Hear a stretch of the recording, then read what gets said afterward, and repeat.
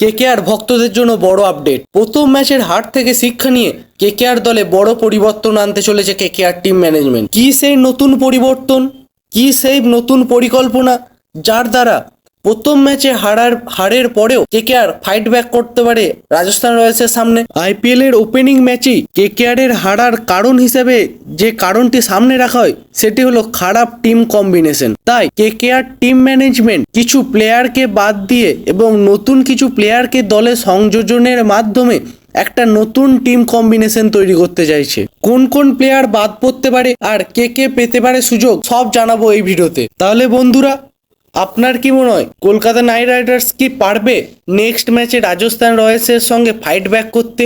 আপনাদের কি মতামত সেটা অবশ্যই আমায় কমেন্টে জানান। আর আপনি যদি কেকেআরের সাপোর্টার হয়ে থাকেন তাহলে অবশ্যই ভিডিওটি লাইক করে চ্যানেলটি সাবস্ক্রাইব করে দিন এরকম কেকেআর রিলেটেড খুঁটিনাটি আপডেট পাওয়ার জন্য। তাহলে আজকের টপিকটা নিয়ে আলোচনা করা যাক। কলকাতার team management batting line up, bowling line up, impact player সব কিছুকুই আবার ঢেলে সাজাতে চলেছে নেক্সট ম্যাচের জন্য। কি কি হতে পারে সেই সম্ভাব্য পরিবর্তনগুলি?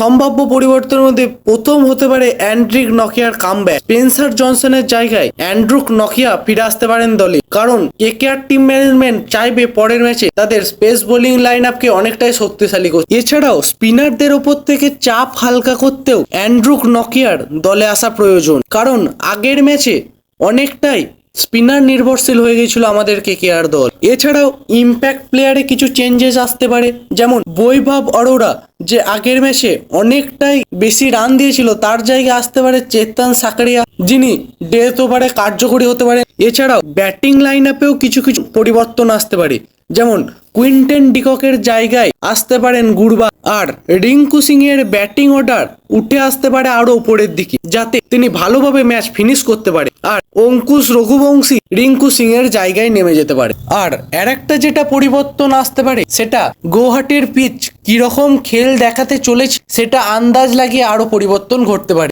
যেমন মায়াঙ্ক মার্কান্ডে কিংবা চেতন সাকরিয়া ইম্প্যাক্ট প্লেয়ার হিসেবে জায়গা পেতে পারে। তাহলে বন্ধুরা, প্রথম ম্যাচেই কেকেআর এর খারাপ পারফরমেন্স দেখে অনেক বিশেষজ্ঞরাই জানাচ্ছে যে কেকেআর এবারের প্লে অফে যেতে পারবে। তোমার এ বিষয়ে কি মত? আমার তো সেটা মনে হয় না। আমার তো মনে হয় যে প্রথম যে টিম কোয়ালিফাই করবে সেটা হবে আমাদের কেকেআর। এ বিষয়ে তোমাদের কি মত অবশ্যই আমাকে কমেন্টে জানাও। ভিডিওটি ভালো লেগে থাকলে লাইক করো এবং চ্যানেলটি সাবস্ক্রাইব করে ডেসক্রিপশন বক্সে থাকা লিংক নিয়ে টেলিগ্রাম চ্যানেল অবশ্যই জয়েন হয়ে যাও, যেখানে ক্রিকেট রিলেটেড খুঁটিনাটি আপডেট আমরা সবার প্রথমে দিয়ে থাকি। আর যদি তুমি একটা কেকেআর এর ডাই হার্ট ফ্যান হও তাহলে ভিডিওটি লাইক করে দিয়ে অবশ্যই কমেন্টে লিখে দাও আমি কেকেআর করবো, লড়বো, জিতবো রে। আর তোমার মতো একটা কেকেআর এর ডাই হার্ট ফ্যানের কাছে আমাদের চ্যানেলের লিঙ্কটি অবশ্যই শেয়ার করে দাও, যাতে তুমি যেরকম ভাবে কেকেআর নিয়ে সবকিছু আপডেট সবার প্রথমে পাচ্ছ, সেও যেন এই আপডেট সবার প্রথমে পেতে পারে। তাহলে আজ এই পর্যন্তই থাক বন্ধুরা, দেখা হচ্ছে পরের ভিডিওতে।